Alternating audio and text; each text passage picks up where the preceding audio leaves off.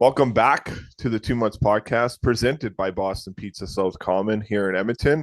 I'm your host, Joshua Marshall, and we have a guest waiting in the wing. This is his first time ever joining us. Maybe people thought this would never happen. I don't know, but we have the voice of the Edmonton Oilers joining us early this morning on Sunday. We have Jack Michaels. Jack, how's it going? Well, not too early. I mean, Not too too 10 a.m. by my standards is increasingly later in the morning than it used to be. I think 20 years ago it would have been early in the morning, but sadly, as I recede into the depths of the aging process, it seems to be more and more of a mid to late morning for me. Yeah, no, I hear you on that because I work in BC for my day job, so we're up at 4 in the morning getting ready to do construction work. So your body gets used to that even when I'm on a week off. So I hear you there. This does not seem too bad. Comfortable. It's a Exactly. comfortable morning time. We'll put it to you that way. Exactly. No, and first off, before we get into everything, Jack, obviously, we connected the other day, and you and Gene and Ryan came up to meet Ethan Freeborn, and I know that's a story you've been following throughout the hockey season, but I just want to get a quick thought on, the smile that you saw on Ethan's face, his mother's face, and his brother's face, and then the friends that he had at that morning skate the other day on Thursday, and just how part of the game that you do and in terms of that in that position, giving back and taking time to have that connection does definitely means a lot in the community as well, doesn't it, Jack?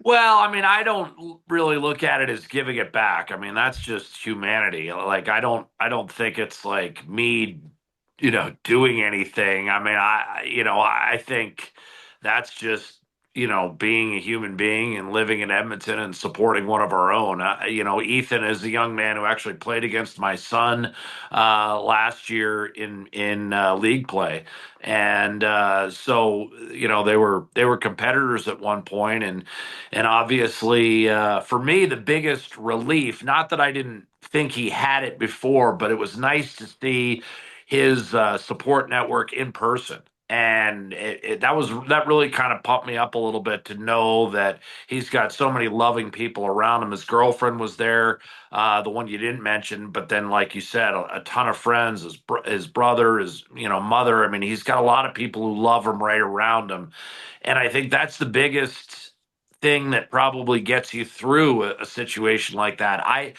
First of all, I can't begin to relate on what he's going through with an injury that has left him, for now at least, paralyzed, and especially for a young athlete, there's so much trauma involved, psychologically as well as physically, and to see his support network so captivated by his energy, that was the biggest thing for me. Is I just felt, I don't know whether I don't know whether I made Ethan feel better. I Yeah. mean, that I don't know how my presence could really make him feel better. I think as long as I didn't make him feel worse, that was a win for me. But for me, I walked away feeling better because he's got a ton of energy. He made me feel good, and his support network gathered around him made me feel about as good as you can in that process. So it was a real uplifting day for me. I don't know. I would be pretty presumptuous to think that my presence could lift anyone's day, but his presence certainly lifted mine. Yeah, very well said. I know Tyler Freeborn, his brother, said, "'Cause I don't know if I'm ever going to wash my hand because I got to shake Jack Michael's hand." So it's kind of nice that way. But yeah, it's just a great support. Chris is a caregiver at the Stollery, who's been there for 25 years. Uh, Yeah, of course he knew Gene. I mean, the other thing is I've learned that I've got to visit people separately from Gene, because if I have a connection with him, and in this case it was my son having played against him last year when they were in Tier One together, but it's immediately swallowed up by the immense network that Gene Principe possesses, and as you know, Josh, there's a reason he has that network. I don't know whether I've ever met as fine a human being as Gene Principe. He's someone that all of us kind of aspire. You talk about humanity. Uh, if you don't like Gene Principe, it's time to take a long, hard look in the mirror because that guy is as fine a human as I've ever met in my life. Yeah, that's very well said too. Before we get to the Oilers stuff and the game last night, something you brought up in terms of when we were connecting with Ethan, yeah, on Thursday was minor hockey. We do a lot of minor hockey stuff on the podcast, and I thought you talked about something that was pretty cool in terms of your son and his friends starting a team and pretty much getting a good group of kids together and winning the city championship. And not necessarily have to go down the road of what's happening in club hockey. We all kind of see what's kind of going on there. There's been a lot of people, even the other day, Jack, thinking maybe 2, 3 years from now, club hockey might not even exist because what's going on. But more, I want to talk about the positive of how great that season was for your son and even you as a father seeing that in those kids because you seem pretty happy when you're talking about it and you have a big I smile. was. Yeah. I was. It was a great experience. And I think it was the culmination. That team was a mixture of kids he had played with in hockey at various age groups. I mean, a couple of kids on that team he had played with in Timbits when he was 4 or 5. Then a couple of other kids he had played baseball as well as hockey with.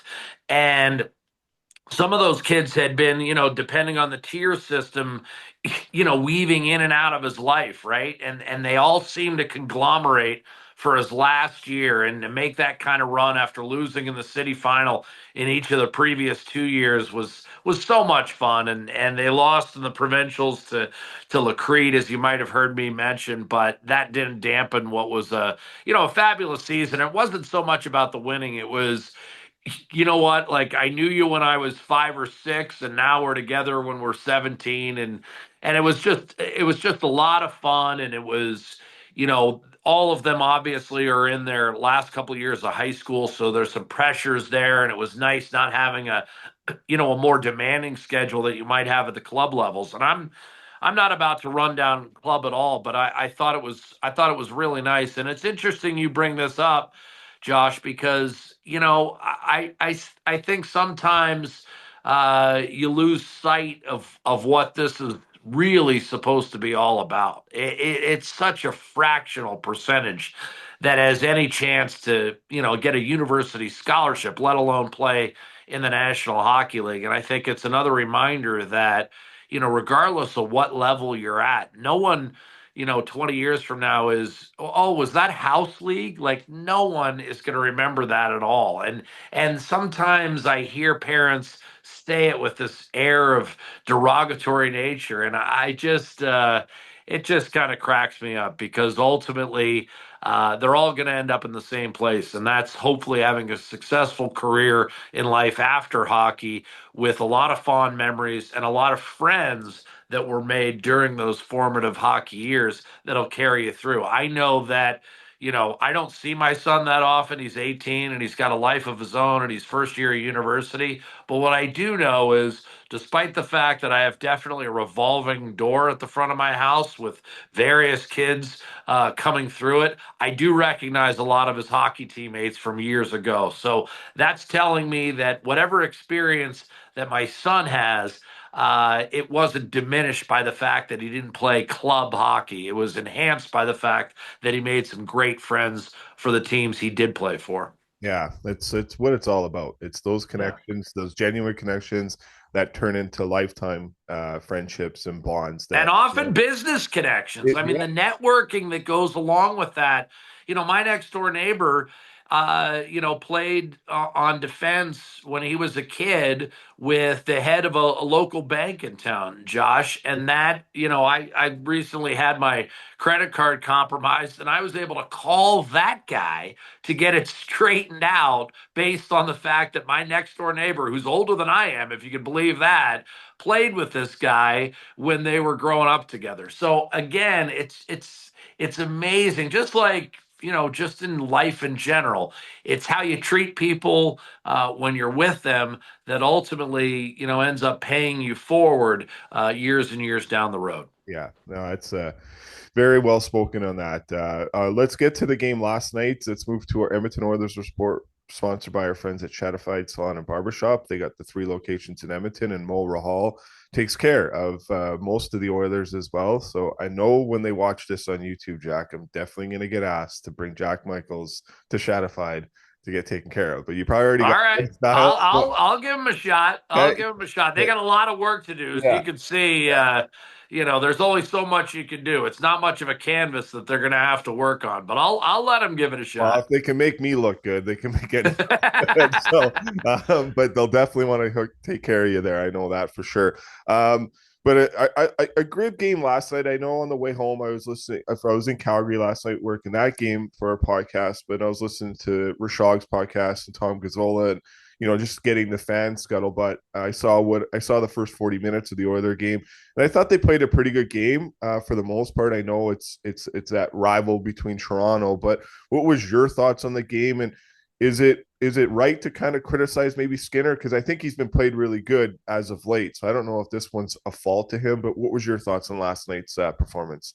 Well, first of all, you've got to get on the 880 Ched post-game show because we got Rob Brown, and he's the best of the business. Yeah, Apologies to those two other guys. And Rashog was smart enough, at my suggestion, by the way, to bring Rob Brown into the mix. But having said that, and I mean that, I think Rob Brown is he is. probably the I best in the get to business. work with Rob and Louie, and they're the two best for me. They're the two best analysts that you could possibly hope for in the Western Conference. They're fabulous.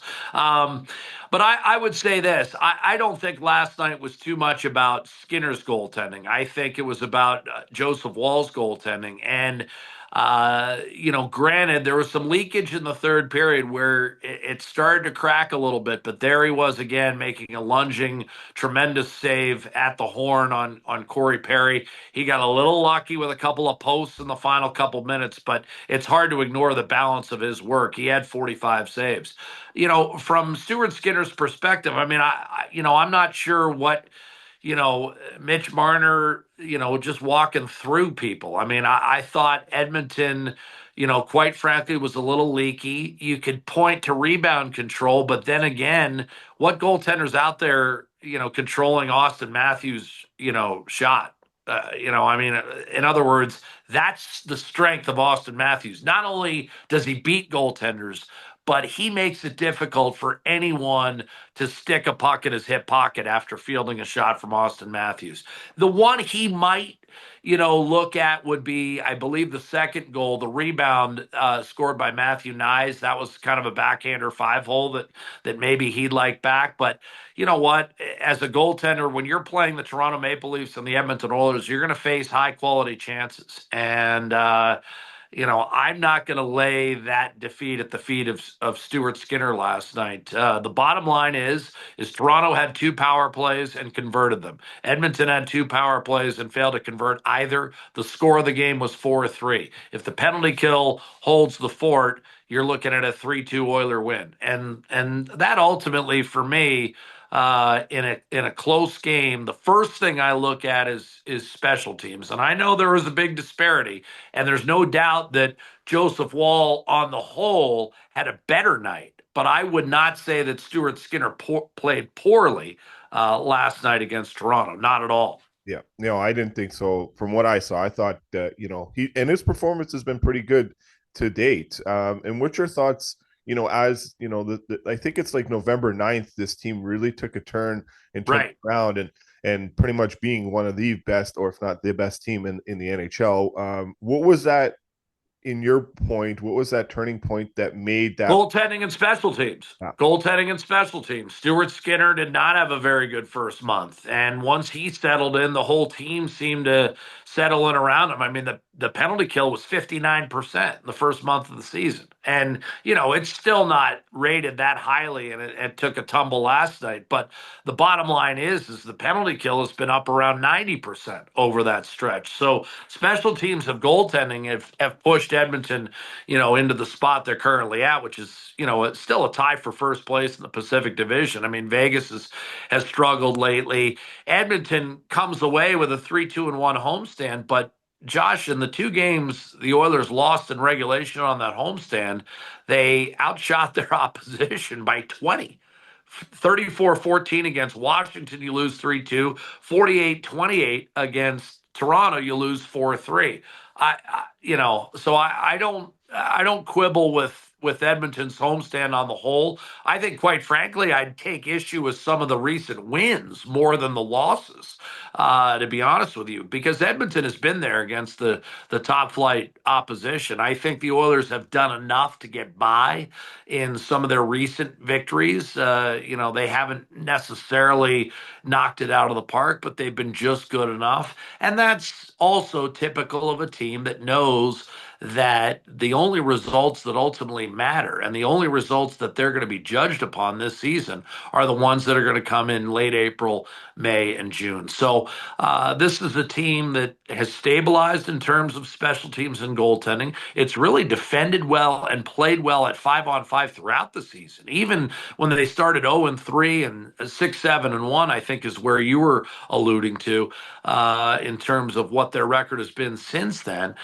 Their 5-on-5 play has always been pretty good, and if you get deeper into the analytics with the expected stuff, and that's the kind of stuff I think you know more about than I do or pay more attention to it, it's been solid all year long. Their 5-on-5 play, I think on the whole, has actually been better than it was last year, even though I personally believe this team still has some growth and maybe an addition or two to get to the level it was at last year. That's just my opinion, even though they have a better record. Yeah, and we'll see with Evander Kane when he gets back. That addition will just be, not Right. not every And team. and you know what? There's no guarantee he's going to be back for the regular season. I mean Yeah, that's the thing that I think a lot of us have to wrap our heads around is it's one thing to be on the ice and it's one thing to proclaim yourself ready to go, but there is a medical team and there is a staff that's going to ultimately determine that. And I don't quite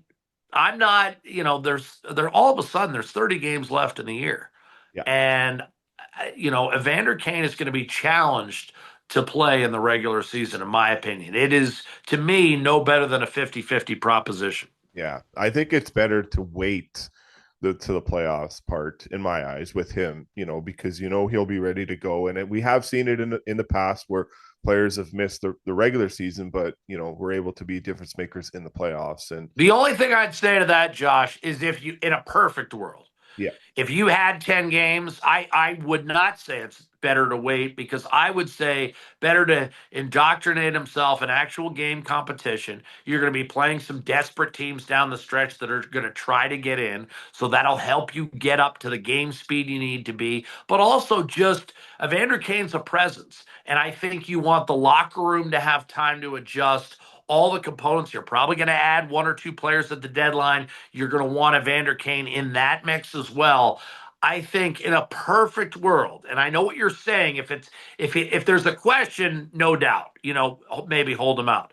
But if there's not a question and he's ready to go, I think it's important that you have your mix kind of fully established before the playoffs start. I certainly think that, for instance, acquiring Matthias Ekholm when the Oilers did and having 15, 20 games to get him up and running, very important. And also a natural leader that Ekholm is to bring all that stuff into the room is as important in my mind as getting it on the ice. It's just having everyone together both on the road and at home, getting all those personalities meshed together. I think it's really important, especially with a veteran club. yeah. I know, like, I think it was last night was Chad Drummond's 1,000th game with the Oilers. I think Leon Draisaitl put a story on his Instagram of Yes, and, yeah, that's fantastic. 100%. And I say the part earlier just because I think it seems like around the league a lot of people talk about the sports science team, the medical team with the Oilers. It's one of the best, if not the best. Obviously, look at the facility they're in. Look what they have across the street. In terms of the gym and I think it's Archetype where the Right. guys can go He's work got a out. heck of a vertical leap, that Chad Drummond. He does. He is an underrated rebounder in pickup basketball. He's not a big guy, but that guy has an unbelievable vertical. That's amazing.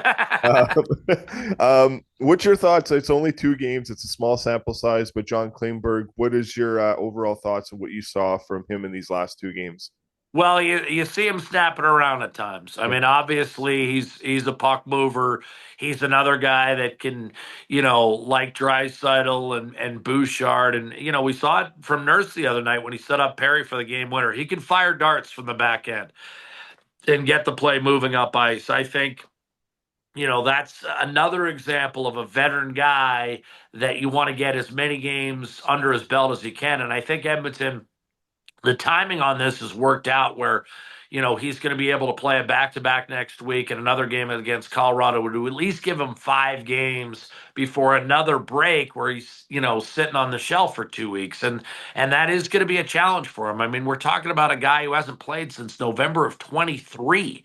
So it's been every bit of 14 months since he's played. So very important to get him a chunk of games before this 2 week break to at least get him closer to the speed. Because the one thing about the National Hockey League, and this is something you learn as you go on in this league, is the level of play in game 20 compared to opening night, and then the speed from game 40 to 20, game 60 to 40.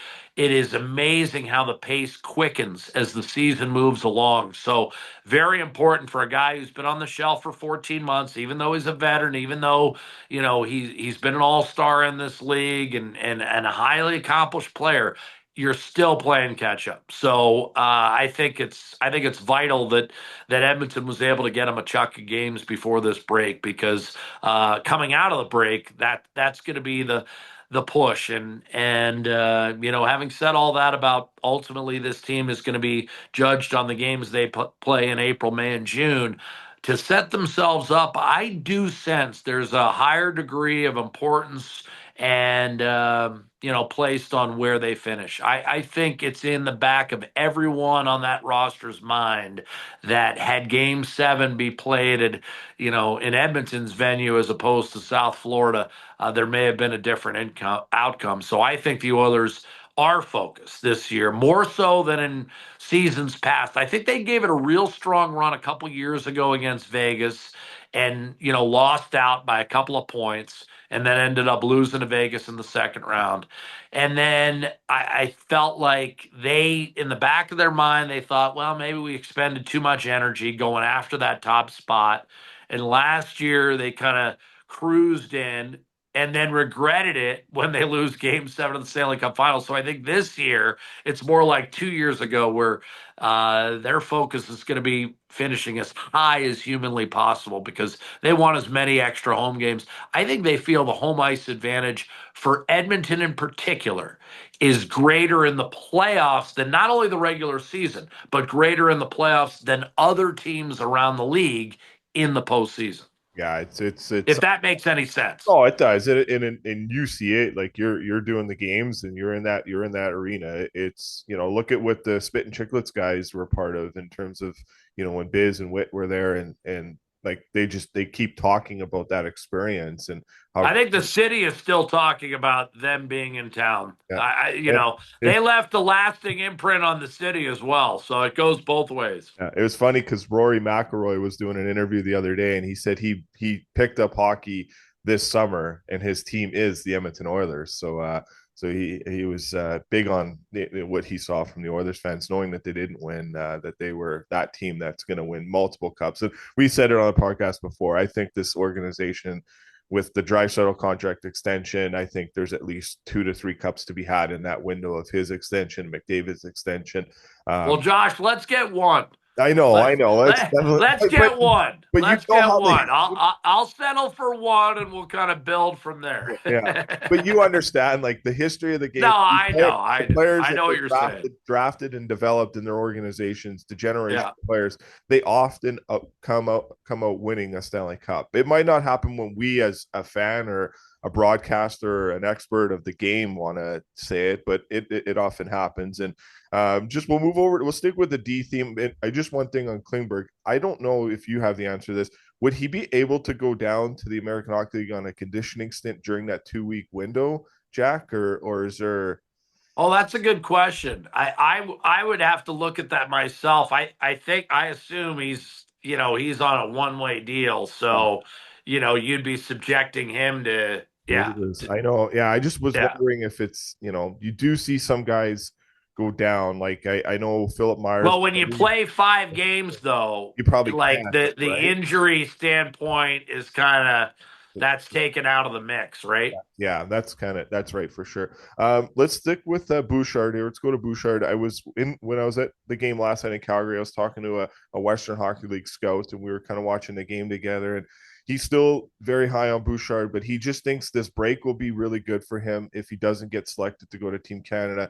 And he does also feel like maybe the weight of the contract or the expectations is on him. What are you seeing from Evan on a nightly basis? I know for some fans it's polarizing, but it's pretty hard to find a skill set of a defenseman that can get you 60 to 90 80 points in this league that on a nightly basis where I Well, know everyone keeps talking about how Evan Bouchard is struggling, but he's still a top 10 defenseman in scoring. I exactly. believe he's got 15 points in his last 17 games. And, that's so he's like carving out a pretty decent year. He's on target for about 15 goals and what you'd probably say 15 goals and 65 points. I mean, that's still a pretty solid year for a D-man, especially when you consider that he's been snake bit on the power play. Doesn't have a power play goal all year long. And he's got an absolute cannon from the point. I'm not saying he's had his best year. I don't think he has. I think he's fought the puck a little bit at times. He's gotten some tough bounces that have led to, breakaways and 2-on-1s the other way. It seems like that puck, if it does have a bad bounce in it, it's finding Bouchard this year, defensively, whether it's a pinch or just a bobble or a whiff. I mean, he's had some tough moments with the puck, which is interesting considering his puck play is his greatest attribute as well. But having said all that, if an off year for Evan Bouchard is 15 goals and 65 points, uh, how many other guys can say that in the league, honestly? Mm-hmm. That their off year is going to be there. Yeah. And that's where his year is going to be. And again, I mean, he's a plus player. I know the plus minus sometimes gets degraded a little bit, and I know certainly Matthias Ekholm deserves a ton of credit for Bouchard's prowess 5-on-5. But I still think this is a really good hockey player. And again, if this is the floor for him, I think most Oiler fans will take that all day. But I know what you're saying. Yeah. It has not been his best year. I'm not so sure it's the contract as much as I do think he definitely wanted a shot to play Four Nations. I think that's important to him.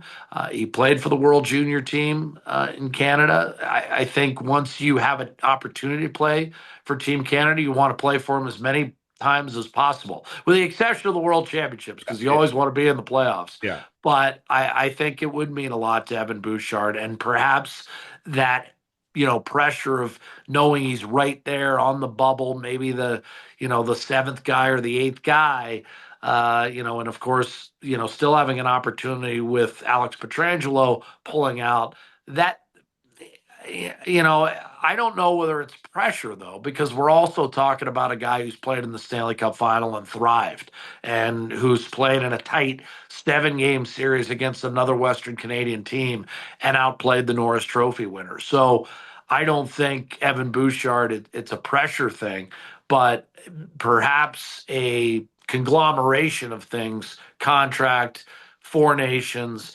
and the fact that, like everyone else, he's played a ton of hockey in the last 3 years. So there's been some tough moments in this regular season, but I think his cumulative statistics at the end of the year will reveal he's had a pretty decent season for a guy with quote unquote an off year. Yeah. Yeah.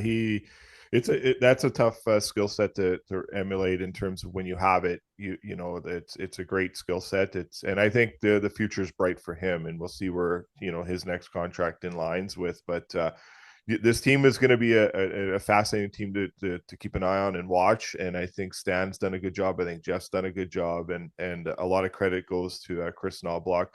We'll get a quick thought on him, and we'll just move over to some of the trade talk that's happened in terms of get your thoughts on what we've seen transpire in these last 2 weeks. But Chris Knobloch and what he's been able to do, I know you have ton of respect. We had Gene on previously, and Todd was a good coach, and Jay was a good coach, and there's been a lot of good coaches come through here. But just that where what Chris has been able to do in terms of pushing the right buttons. Where you at with him and dealing with him on a daily basis as well? Well, something with Chris is, sometimes it's the buttons he doesn't push. And I think he's an emotional fulcrum for this team. I think he was exactly what Edmonton needed when the Oilers were struggling at 2-9-1 and the change was made. I think Chris steadied the ship, and that's what he is. He was involved with the Edmonton Oilers Community Foundation poker night the other night, and I went over to the table and I said, "Boy, I would not want to be at this guy's table because his expression does not change." I grew up a fan of Bjorn Borg. And, Chris Knobloch has the same level headed approach. You do not know whether the club is down 6-2 or up 6-2. And, that's a credit to Chris Knobloch. He does manage to balance things out. He handles, personalities on the team. He handles personalities on his staff. I mean, he's got Paul Coffey on one end, Glenn Gulletson on the other. I mean, those are two pretty combustible coaches with great personalities. So Chris manages all that. I think he's a perfect head coach in the standpoint. He told me one thing. He goes, I learned early in my career that the team never responds positively when they sense you're rattled or emotionally out of control. So, I'm a naturally calm guy anyway. And so it was very natural for me to always be, kind of a steadying presence back there. And that enables players to feel like whatever the circumstances are, they're never out of their control. Yeah. They're never, whether it's, the vibe of 20,000 fans packed into a building with game 7 of the Stanley Cup final, or whether it's, opening night and, not a whole lot is on the line. I think the fact that Chris Knobloch brings the same demeanor, especially for a veteran club who's probably been through the gamut of coaches throughout their careers, for them to look behind the bench and know that they've got a guy who's not going to let a moment overwhelm him is important because especially veteran players can see right through that. They can see if their coach is not in control. And ultimately, if you're a coach in that position, you lose a degree of respect with those veteran players. So I think, especially for an older team, it's important to have a guy that, like I said, is not going to let any occasion, game, situation overwhelm him to the point where he's no longer in control. Yeah, and having that even kill on the bench definitely can be a good thing for you going forward as a player. Where maybe if you're panicking as a coach, maybe that might Exactly. move over to the players, but you stay even keel. We had just these crazy amount of trades here, Jack, and we can list them all, but we could be here forever because there's Right. many of them. But just your thoughts. I know Cody Cece, someone that you dealt with, and he just got traded yesterday. But with that trade, the Rantanen trade, what the Flames have done in Vancouver, as a fan of the game too, is it kind of cool to see? And what are your thoughts for some of these teams and making these moves well ahead of the trade deadline, which is in 5 Well, I wasn't sure whether we were going to talk about Luca because that might have been the biggest trade. Yeah, But that's, I suppose, another platform yeah, and for another time. I mean, and the reason I bring that up, yeah, there's a point. There's a point to me bringing that up. The NBA trade involving Luka Doncic and Anthony Davis, because honestly, the NHL has reminded me of the NBA lately. That is what is so captivating about the NBA. That's why they have tremendous fan support. Is you never know what's going to happen in that league. And the NHL and the other sports, quite frankly, have never been like that. There's not the seismic trades. I mean, you can go for years without seeing a real meaningful trade in the NHL and the NFL in particular. You really it there's maybe one every 5 years where you're like, whoa. And I mean, especially Mikko Rantanen. Jared Bednar, in my opinion, might be the best coach in the National Hockey League. And he is going to be put to the test because Mikko Rantanen was not only a vital player for that team, a 110-point player for that team, but he was a leader in that room. Yeah, I mean, he had every bit the stage presence that Nathan McKinnon and Gabe Landeskog does. I mean, he was a central figure to that locker room, and that is a foundation shaker. And especially with the news that the cap is going up so significantly, I'm sure there's some players on that team that are thinking, "What are we doing? We just traded away a foundational piece." Along the lines of a Leon Draisaitl. I mean, I'm sorry, but Mikko Rantanen is right there. He's probably a half peg below because he obviously doesn't have an Art Ross and Art Trophy, but he also has a Stanley Cup, and he's also put up some huge numbers and has proven to play with great players to the degree that Leon Draisaitl has. So that was the biggest one for me. I think Calgary, Craig Conroy said it best, a reward. And guy adding not only potentially key guys in your lineup, but key guys for years to come. And Morgan Frost and Joel Farabee, they are not on the back nine of their careers. Their best years may very well be in front of them. And I know Farabee's been banged up, but I think though that's a bit of a scene refresher for those two players. And certainly, I mean, they're talents. There was a reason where they were drafted, and obviously it wasn't working with Kuzmenko, and he just hasn't recaptured that first season where immediately it was under the radar. And sometimes guys have big seasons when their teams are out of a playoff. It's different when you have to produce when you're in the mix. Vancouver has totally reshaped their team.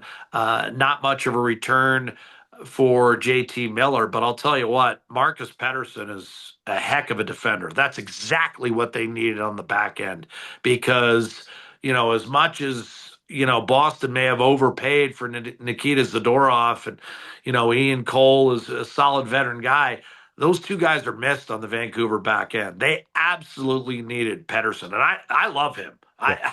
I think number one, he's got an interesting nickname. Anyone called the Dragon, I'm instantly interested in. And he's got range. He's got a little jam to his game. He is rock solid. That's exactly what Vancouver needed. They've been short at least one D man all year long. So a good pull for the Canucks after a pretty mediocre return on the Miller trade, in my estimation. Yeah, yeah. And we'll finish up on that, Jack. Appreciate the time you took this morning, and all the best in the next coming days, and obviously the rest of the season here and into the playoffs. And we'll try to get you back on before the playoffs start and get maybe do a little prediction show and see how that goes. But I again, know how it'll go for me. yeah, Bet the opposite. yeah, I'm like George Costanza. Whatever I say, do the whatever you think I think might sound logical. Do the opposite. yeah. No, I hear you. I'm probably the See, same. I already gave you a title for your next episode. Episode 100%. So awesome. Thanks, Jack, and continued success too. You're great at what you do, and I don't know if there's anyone in the market that brings the enthusiasm as you do, especially down the stretch we go, as you say that. So it's Well, an I hope I did it at 10 o'clock in the morning. Like I said, it wasn't as early as it could have been. So yeah, hopefully I brought enough juice for 10 o'clock in the morning. you always bring it. So thanks, buddy. Have a good one. Cheers.